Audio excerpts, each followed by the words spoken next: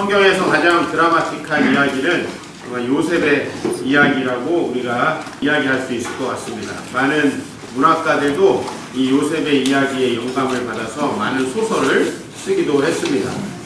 성경 속의 요셉을 제가 그 어린 시절을 한마디로 정리했을 때 그는 사랑받는 아들이었습니다. 요셉의 아버지는 두 명의 아내, 자매인 레아와 라헬이라는 아내가 있고 그 다음에 그 아내 둘에게 있는 그 여종, 이 4명과 함께 가족을 이루어서 12명의 아들을 낳았죠. 그 중에서 야곱이 가장 사랑했던 아내는 라헬이고 그 여인은 아이를 또 잘 갖지 못해서 늦은 나이에 출산을 하게 되었고 그래서 요셉은 가장 사랑받는 아들로 태어날 수밖에 없었습니다. 그래서 성경은 이렇게 기록하고 있어요. 요셉은 노년에 얻은 아들이므로 이스라엘은 개명된 야곱이죠. 야곱이 여러 아들들보다 그를 더 사랑함으로 그를 위하여 채색옷을 지었다라고 되어 있습니다. 쉽게 말하면 딱 봐도 여기는 좀 귀한 자식이구나 라는 티가 나는 그런 아이가 바로 이 요셉이었죠. 근데 이 요셉은 여느 아이들이 그렇듯이 어렸을 때 꿈과 희망이 많았던 것 같습니다. 자기가 꾼 꿈, 우리가 알고 있는 꿈은 2개죠. 11개의 별집단이 자기의 집단에 절하는 거, 그리고 해와 달과 11개의 별이 자기 별에게 절하는 꿈이었는데 어쨌든 이 요셉은 자기의 꿈을 당당하게 이야기하는 아주 그런 꿈 많은 또 청소년이었다고 할 수 있습니다. 물론 이 요셉은 아버지께 많은 사랑을 받다 보니 아버지에게 자기 형들의 잘못에 대해서도 많이 이야기해서 형들의 미움을 사기도 합니다. 그러나 요셉은 또 아버지에게 충실한, 또 형들에게 먹을 거를 가져다주는 충실한 아이였는데 오늘 이 말씀에 보면 요셉은 베델이라는 지역에 살고 있어요. 우리로 말하면 그 베델을 수원이라고 한번 생각해 봅시다. 그러면 이 오늘 형들의 양치는 곳까지 심부름을 가는데 거기는 적어도 이렇게 안양 정도는 되는 곳이에요. 안양 정도는 되는 곳이에요. 거기까지 이렇게 걸어서 갔는데 오늘 여기 보니까 어떤 사람이 그 요셉의 형들이 거기서 떠났다고 이야기를 해요. 어디로? 도단으로. 이 도단이라는 지역은 우리가 베델을 수원, 세겜을 안양이라고 한다면 이 도단은 서울 정도 되는 그런 북쪽에 있는 곳이에요. 근데 요셉이 형들의 뒤를 따라 도단까지 갔다라고 되어 있어요. 즉, 이 충실하게 아버지의 심부름을 하기 위해서 먼 지역까지 걸어갔던 그 요셉을 볼 수 있습니다. 요셉에게 있어서 우리가 또 하나 알 수 있는 건 요셉은 이렇게 아주 평범한 꿈 많은 사랑받는 아들이었을 뿐만 아니라 하나님을 신실하게 믿는 신앙인이었다. 이 정도는 우리가 좀 짚고 넘어가야 될 것 같습니다. 어린 시절에 야곱이 요셉의 신앙에 대해서 이야기하지 않고 요셉의 신앙에 대해서 묘사가 되어 있지도 않아요. 그러나 우리가 요셉을 그 후대에 보면 오늘 이 결정적인 사건, 우리가 읽었던 이스마엘 상인들에게 요셉이 팔리는 이 사건을 우리가 본다면 그 이후에 이 요셉이 신앙을 가지고 있었던 사람이었다는 것을 우리가 알 수 있습니다.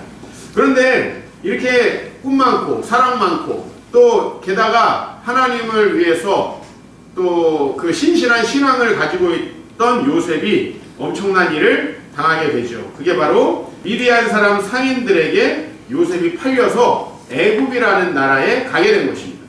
여러분 사실 요즘 우리가 이렇게 발달한 사회 속에서는 외국에 가는 것이 큰일이 아닐 수도 있습니다. 그러나 제가 중학교 1학년 때 인천에서 지금의 경기도 오산으로 전학을 하게 됐는데 저는 지금 생각할 때 인천과 오산은 도저히 갈 수가 없는 곳처럼 멀게 느껴졌거든요. 그래서 인천에서 오산으로 이사 올 때 모든 세상을 잃어버린 것 같은 느낌에 많이 울었었던 기억이 나요. 이 요셉이 이 어린 시절에 애굽이라는 지역으로 팔려갔다. 이때 이메일이 있어요. 전화가 있어요. 뭐가 있어요. 이것은 가족들과의 생이별을 의미합니다. 자기가 지금까지 갖고 있던 모든 사랑 다 사라졌어요. 자기가 지금까지 가지고 있던 모든 꿈 다 깨어졌어요. 모든 인생이 갑자기 송두리째 바뀔 수밖에 없는 그야말로 그 인생이 모든 것이 엉망진창이 되었다고 하는 것이죠. 공부하고 꿈을 위해서 도전하고 부모님 사랑 안에서 함께 결혼하고 가정을 이루고 또 주의 일을 신실하게 감당하려고 했던 이러한 한 평범한 그리스도인인 요셉이 어떤 이유인지 모르지만 엄청난 일을 당하게 되었다는 것입니다. 요셉이 과연 이런 일을 당할 거라고 꿈에나 생각을 했겠습니까?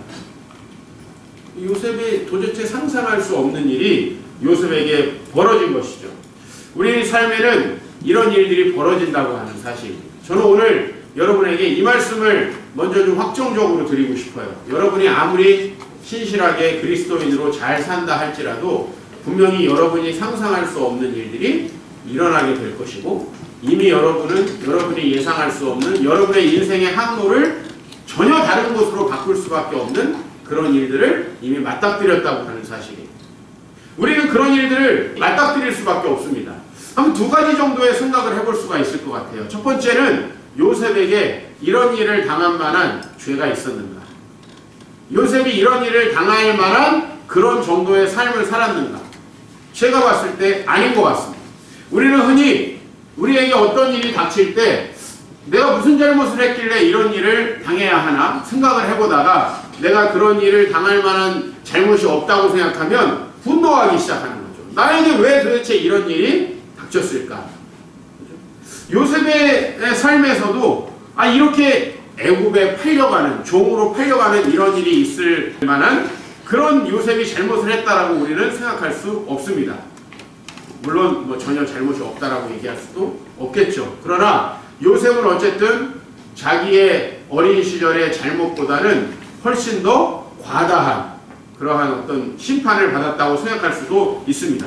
우리 또 다른 경우에는 한번 이런 일들을 겪게 한 사람들은 왜 그러면 집에서 편안히 있고 나는 이렇게 애굽에 팔려갔을까 하는 생각을 할 수 있겠죠. 내 인생을 이렇게 송두리째 바꾸어버린 그 요셉의 이 이야기, 그 이야기를 일으킨 사람들은 지금 집에서 평안하게 살고 있습니다. 그러나 요셉은 정작 종살이를 하고 있습니다. 이것이 정당한가? 여러분 이런 생각을 하다 보면 아마 잠이 오지 않을 것입니다. 여러분 사람이 정말 스트레스를 받으면 잠을 못 자죠?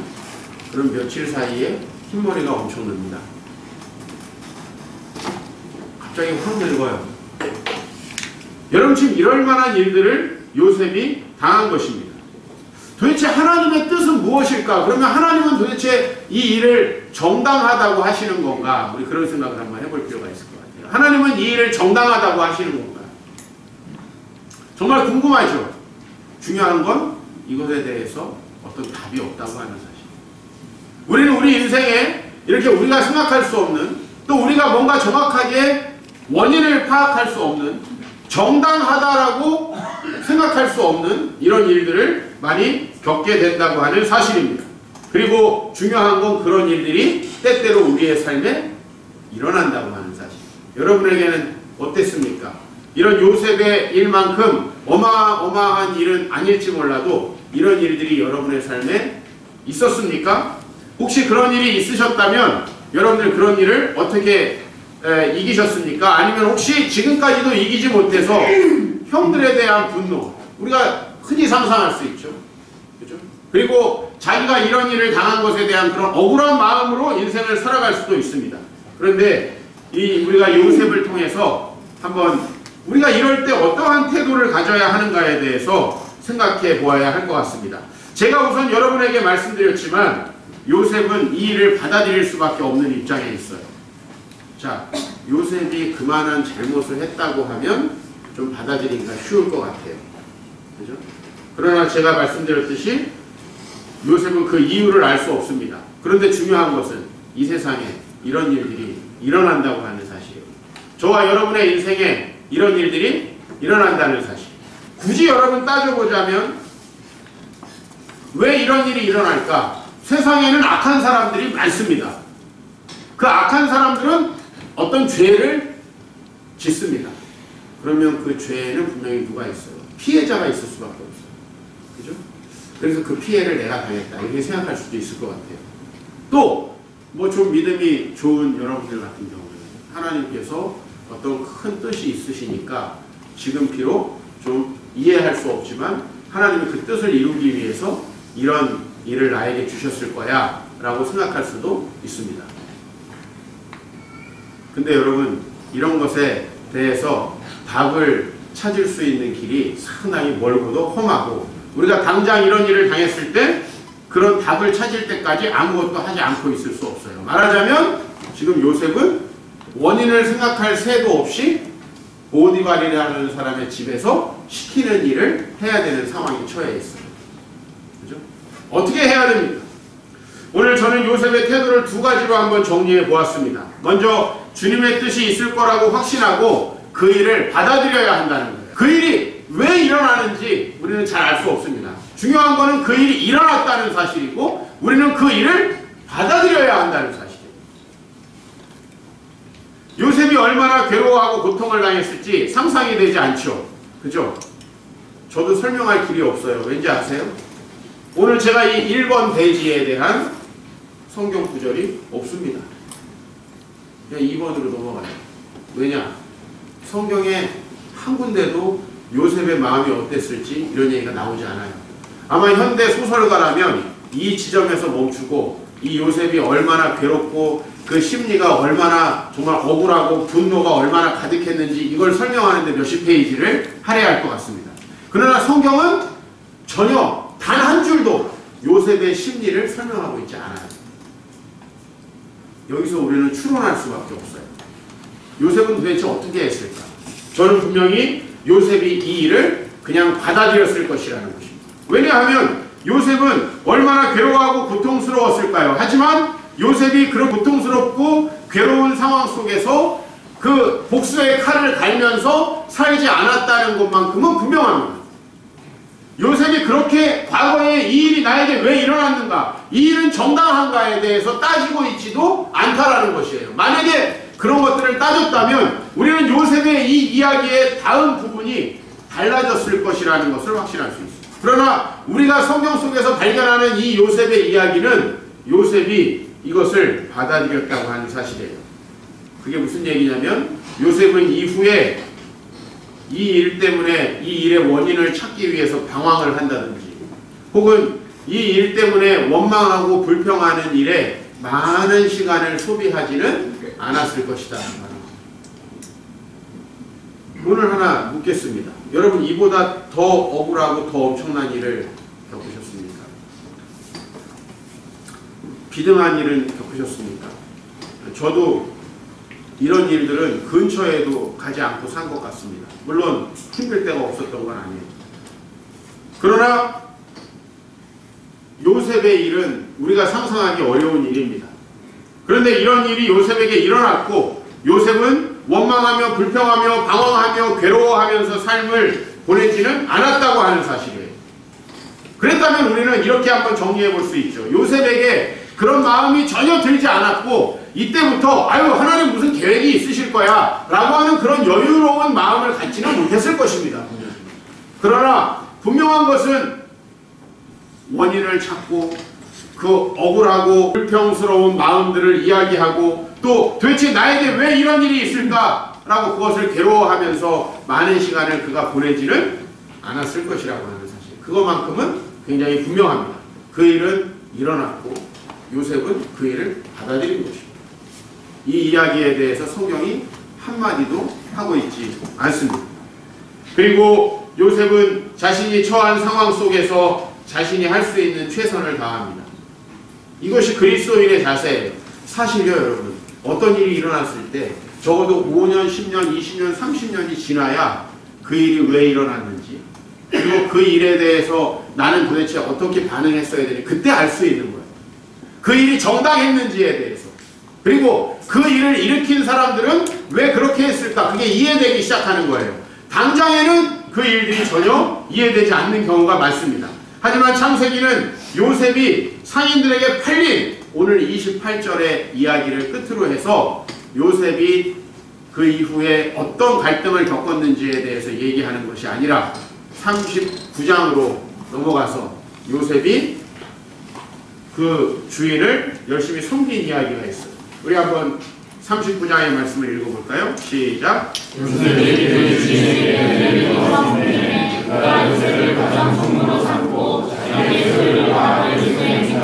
예, 요셉은 충실하게 자기가 처한 상황에서 그리스도인으로서 최선을 다합니다. 물론 이렇게 안 해도 충분히 요셉 이해갑니다. 그렇죠? 이렇게 안 해도 충분히 이해가 돼요. 아유, 내가 상처가 많아서 그렇구나. 맞아요. 그 삶의 스토리를 듣고 나면 누구도 요셉이 이렇게 하지 않아도 그를 비난하지 않을 것입니다. 그러나 중요한 것은 요셉이 이렇게 살지 않았을 경우에 요셉은 스스로를 망칠 수밖에 없다는 것이죠. 자, 그런데 더 큰 어려움은 뭐냐면 요셉이 이렇게 마음을 추스리고 열심히 했는데 돌아온 것이 무엇이죠? 성추행범으로 몰려가지고 감옥에 가는 일이었어요. 그런데 그 감옥에서 요셉이 어떻게 했는지 한번 보시죠. 간수장이 옥중 죄수를 다 요셉의 손에 맡김으로 그 재반 사물을 요셉이 처리했다라고 되어 있어요. 지금 성추행범으로 몰렸습니다. 차라리 어떤 분들은 그러더라고요. 성추행이라도 해보고 감옥 갔으면 억울하지라도 않지. 근데 우리 그리스도인들의 고난은 늘 어때요? 억울해요. 제가 억울한 게 좋다라고 말씀드렸죠. 그죠? 요셉이 감옥에서 꼴통짓을 해. 알고 보니까 정말 억울해. 이게 이해가 가는 건데. 요셉 억울한 줄 알고 보니까 진짜 했어. 안 억울해. 좋아요?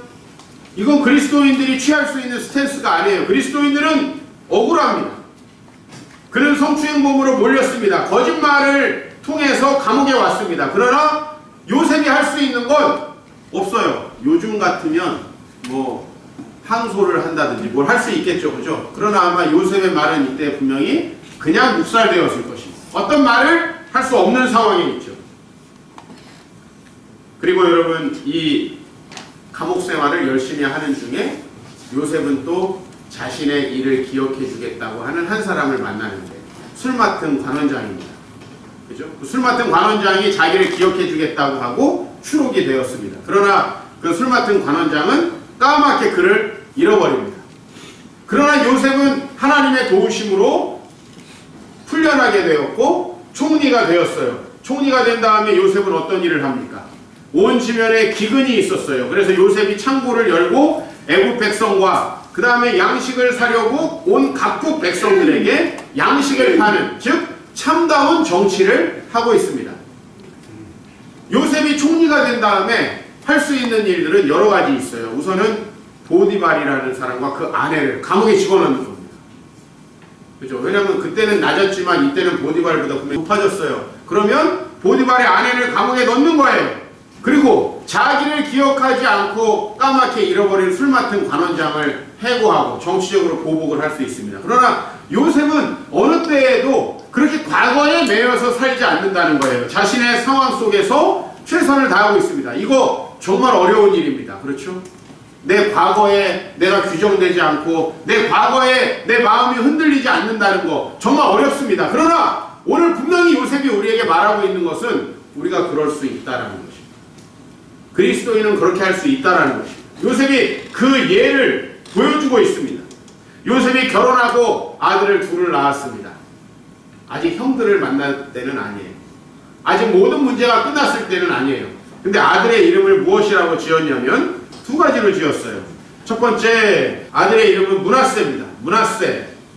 므낫세라는 뜻은 뭐냐면 내 모든 고난과 내 아버지의 온 집안 일을 잊어버리게 하였다, 잊는다는 뜻이에요. 므낫세가. 즉 이 요셉은 자기의 과거에 얽매여서 그 과거에 대한 상처 때문에 나머지 인생을 망치지 않게 되었다는 뜻에서 이 고백을 하고 있습니다. 여러분, 사람 누구나 이런 일들이 일어난다고 제가 서두에 말씀드렸습니다. 좀 경중의 차이는 있어요. 좀 더 억울하고 덜 억울할 수는 있어요. 그러나 제가 여러분들의 히스토리를 들어보면 참 억울한 일이 많으세요. 그러나 여러분, 그 일은 일어났고 아주 간단하게 우리는 이렇게 얘기할 수 있겠죠. 야, 네가 잘못이 많으니까 그런 일이 있었겠지. 뭐 이렇게 심판자가 될 수도 있고, 야, 그런 일이 일어났으니 참 이 세상 더럽고 못 살겠다. 그래서 막 살 수도 있을 거예요. 그러나 둘 다 우리 답이 아니에요. 요셉은 자신의 아들의 이름을 므낫세라고 지으면서 자신이 과거에 있었던 모든 일로부터 자유하다는 것을 이야기합니다. 그리고 둘째의 이름을 에브라임이라고 했어요. 그렇게 과거로부터 자유하여서 요셉은 감옥에서 또 보디발의 집에서 그리고 총리로서 신실하게 일했습니다. 그 결과로 하나님께서 자신을 번성하게 하였다라고 이야기합니다. 그리고 요셉은 나중에 자신을 판 형들을 만나요. 그래서 그 형들에게 이렇게 고백을 합니다. 우리 잘 아는 말씀이지만 한번 같이 읽어보겠습니다. 시작. 하나님이 그 구원으로 당신들의 생명을 붙들어도 당신들의 후손을 세상에 주시려고 나를 당신들보다 먼저 보내셨으니 그런즉 나를 이리로 보내시는 당신들이 아니요 하나님이시라. 하나님이 나를 바로에게 아버지로 삼으시고 그 온 주의 주로 삼으시며 애굽 온 땅의 통치자로 삼으셨나이다. 아멘. 자, 오늘 요셉은 분명히 이야기합니다. 지금 형들을 다시 만났어요. 정말 극적인 장면이죠. 그럴 때 요셉의 이야기는 바로 하나님께서 당신들의 생명과 당신들의 후손을 보존하시기 위해서 나를 먼저 보내신 것이다 라는 거예요. 어떠한 이야기에 대한 이건 해석이에요. 그렇죠? 이건 일어난 팩트가 아니에요. 일어난 팩트는 뭐냐면 자기가 심부름을 하러 형들에게 음식을 갖다 주러 갔는데 형들이 자기를 팔았다는 거예요. 은인식으로. 이게 팩트예요. 그리고 그 팩트에 대한 오늘 해석입니다. 그 해석은 뭐냐면 당신들이 나를 이리로 보낸 게 아니라 하나님이 보내셨고 그것에는 목적이 있다는 거죠. 이런 새로운 해석을 하게 되었습니다. 왜 이런 해석을 요셉이 하게 되었는가? 우리가 좀 앞으로 돌아가서 요셉은 항상 어디로 가든지 하나님의 은혜를 입게 되었습니다. 39장에 요셉에 대해서 말하고 있어요. 여호와께서 요셉과 함께 하심으로 그가 형통한 자가 되었다.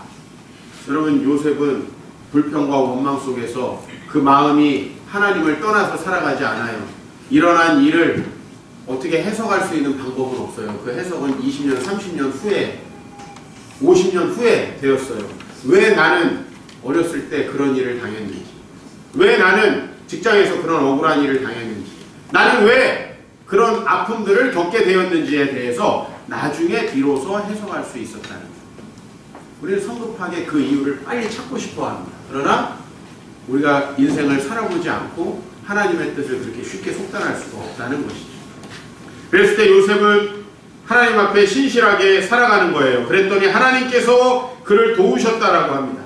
하나님께서 요셉과 함께 하셨다는 거예요. 물론 이 결과로 요셉이 억울한 일을 또 당하게 돼요. 아까도 말씀드렸지만. 그러면 하나님은 괜히 나를 또 여기서 잘 되게 해가지고 요셉이 너무 은혜롭게 잘 사니까 이거 주인의 아내가 반해버렸네. 그래서 주인의 아내가 그를 겁탈하려고 하는데 안 됐죠. 실패하니까 뒤집어 씌워버렸어요. 그 종에게. 아니 그러면 차라리 막 살아야 되겠다. 그렇습니까? 아니죠. 요셉이 그렇게 감옥에 갔지만 하나님은 어디에서도 요셉과 함께 하시고 그에게 인자를 더하셨습니다. 분명히 감옥에 갔다는 것, 그가 보디발의 집에 종이 되었다는 건 불행한 일입니다. 누가 봐도 불행한 일이에요. 그러나 성경은 분명히 얘기하고 있어요. 어디에 가든지 하나님께 순종하는 자들에게 하나님께서 은혜를 베푸신다. 그게 어디이든지 그건 상관이 없다는 것이에요.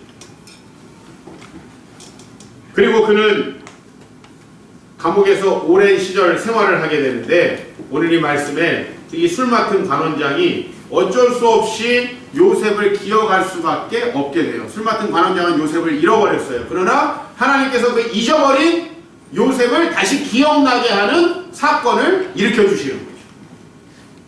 그래서 요셉은 복권됩니다.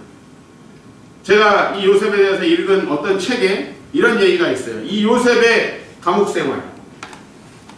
요셉은 감옥생활을 누구랑 했냐면 정치범들과 했어요. 요셉이 감옥생활할 때 두 사람이 나오는데 둘 다 관원이에요. 하나는 술 맡은 관원장, 한 사람은 떡 맡은 관원장. 둘 다 바로를 섬겼던 사람이에요. 어떤 목사님의 책에서 이렇게 이 감옥생활을 해석하더라고요. 이 감옥생활은 요셉이 정치를 배울 수 있는 학교였다. 정치학교. 그러니까 이게 바로 하버드 대학의 정치학과로 유학을 간 거다. 여기서 정치를 배웠기 때문에 나중에 좋은 정치를 할 수 있었다고 얘기해요. 그 의견이 여러분에게 무리가 된다면 빼셔도 됩니다. 그건 성경은 아닙니다. 나는 가능한 해석이죠. 요셉이 이곳에서 나는 억울하다 하고 우리가 잘 알고 있는 어떤 영화가 있죠. 탈옥해가지고 손 딱 드는 그 영화처럼 탈옥을 했다 그러면 아마 종신형을 받았을 거예요. 그러나 요셉은 그렇지 않습니다. 그 되어진 상황 속에서 최선을 다합니다. 그랬을 때 하나님께서 그를 기억하게 하시고 그가 적절한 시점이 되었을 때 그를 애굽의 총리로 이끌어내게 됩니다. 어떻게 이런 일이 가능할까요? 저는 여러분들에게 그 비결에 대해서 좀 함께 나누고 싶습니다. 어떻게 이런 삶이 가능한가? 여러분, 먼저 여러분들에게 제가 말씀드리고 싶은 건 그 비결은 하나님 나라라고 하는 거죠. 아, 그 목사님 어렵습니다. 하나님 나라가 어떻게 이 삶의 비결입니까? 우선 이 말씀을 한번 같이 읽어보죠. 요셉이 그의 형제들에게 이르되 나는 죽을 것이나 하나님이 당신들을 돌보시고 당신들을 이 땅에서 인도하여 내사 아브라함과 이삭과 야곱에게 맹세하신 땅에 이르게 하시리라 하고 요셉이 또 이스라엘 자손에게 맹세시켜 이르기를 하나님이 반드시 당신들을 돌보시리니 당신들은 여기서 내 해골을 메고 올라가겠다 하라 하였더라. 여러분, 저는 해외에 다니면서 특히 미주에 사는 우리 한인들이 자신의 가족들을 다 미주로 이주시키려고 노력을 많이 하는 걸 봐요. 심지어 저도 나오래요. 밴쿠버에 갔더니 애 셋이면은 대충 목사님 일 하나 해서 먹고 살 수 있다는 거예요. 왜냐면 우리 아내가 유아교육을 전공했죠. 참고로 아세요? 유아교육 나온 사람은 캐나다 가면 바로 캐나다 유아교육 할 수 있는 자격증으로 바꿔줍니다. 그리고 우리 애가 셋이기 때문에 한 명당 몇백 불씩 돈이 나옵니다. 저는 놀아줍니다. 이 방법을 알려주시더라고, 목사님. 요셉이 그런 사람으로 혹 비추어질 수 있어요. 그가 먼저 선진국 애국으로 가가지고 그 곡식 많은 애국으로 가서 가족들을 다 불러들여가지고 거기서 다 살게 하고, 야 진짜 이거 이민 1세대죠. 가가지고 거기서 슈퍼마켓 해가지고 자리 잡아가지고 애들 다 불러들여가지고 미국에서 살게 하고. 요셉의 이야기는 그런 이야기가 아닙니다. 오늘 요셉은 오히려 정반대의 이야기를 하고 있어요. 너희들 계속 살 곳이 아니다. 뭐하래요? 하나님이 반드시 당신들을 인도하여 내사 아브라함과 이삭과 야곱에게 맹세하신 땅에 이르게 하시리라. 이게 뭐죠? 바로 하나님은 요셉과 그 가족들을 통해서 하나님 나라를 이루어 가실 거라는 걸 유언하고 있는 겁니다. 그래서 자기의 그 유언의 가장 핵심은 뭐냐면 당신들은 내 뼈를 가지고 올라가라는 거예요. 여기에 내 뼈가 비록 지금 묻히지만 우리 민족은 여기서 계속 살 민족이 아니고 하나님의 나라를 위해서 헌신할 백성들이기 때문에 당신을 여기에 살 생각하지 말고 뼈를 가지고 올라갈 생각을 하라는 거예요. 무슨 말이냐면 저는 오늘 이 말씀에서 요셉이 그동안에 왜 이 모든 역경과 환난들을 이겨내면서 살 수 있었는지 그 비결을 발견합니다. 그건 뭐냐면 요셉의 초점은 자기의 안위에 있지 않다는 거예요. 내가 잘 되고 내가 억울하지 않고 내가 자존심이 살고 내가 평안하고 내가 부자가 되는 것에 요셉의 목적이 있지 않더라는 거예요.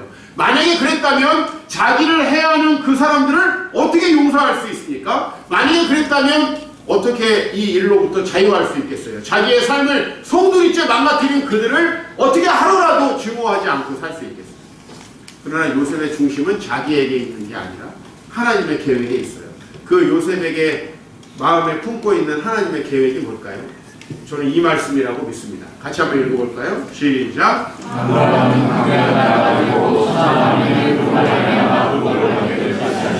요셉은 아브라함의 증손자입니다. 아브라함 할아버지에게서부터 하나님께서 역사하셨던 그 일들을 어렸을 때부터 듣고 자랐어요. 요셉이 가지고 있던 하나님의 원대한 계획은 이거예요. 아브라함은 강대한 나라, 즉 이 나라라는 말은 민족이라고 번역하는 게 더 좋거든요. 아브라함은 강대한 민족이 될 거라는 거예요. 이 강대한이라는 것은 뭐 군사적으로 강한 민족이 된다는 게 아니고 큰 인구가 많은 민족이 될 거라는 것입니다. 그리고 천하 만민은 그로 말미암아 복을 받게 될 것이라. 즉 이 요셉은 내 인생이 이래 되나 저래 되나, 내가 지금 당장 이익을 얻나 아닌가, 내가 돈을 지금 더 버나 안 버나, 내가 지금 조금 더 편한 집에 사나 안 사나, 그게 그의 목적이 아니었다는 거예요. 만약에 우리가 우리 자신을 목적으로 하는 삶을 살잖아요. 그러면 내 삶을 좀 흔들고 파괴하는 사람에 대한 엄청난 증오심이 우리에게 작동합니다. 때로는 저는 배우자에 대해서 이런 증오심을 갖고 있는 사람들을 많이 발견해요. 왜? 자기 삶을 망가뜨렸거든요. 자기 삶을 망가뜨렸거든요. 자기에게 해를 가한 사람들에게 평생 증오심을 갖고 있는 사람들을 많이 만나요. 왜요? 나를 망가뜨렸습니다. 여러분, 저는 이것을 정당화하고 좋은 일이라고 얘기하는 게 아닙니다. 우리의 삶을 망가뜨리는 일은 악한 죄인들이 하는 일입니다. 그러나 우리가 이 나의 안위를 인생의 목적으로 하잖아요.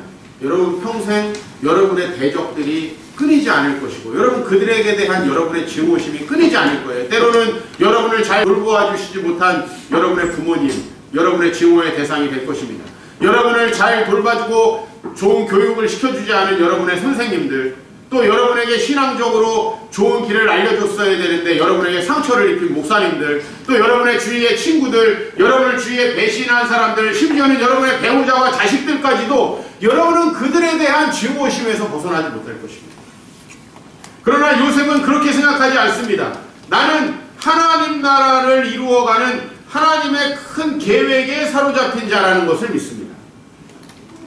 그리고 그 계획이 이루어지기 위해서 때로는 자신에게 원치 않는 일들도 일어나고 자기가 감당할 수 없는 일들도 일어난다라고 하는 사실을 믿는 것입니다.